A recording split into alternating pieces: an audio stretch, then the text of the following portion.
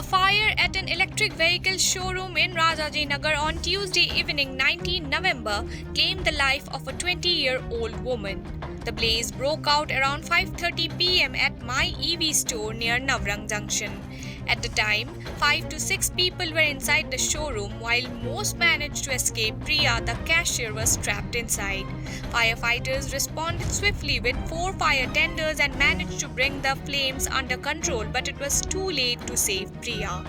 Officials confirmed that she died from asphyxiation and severe burns. Her charred body has been recovered and will be handed over to her family following a post-mortem.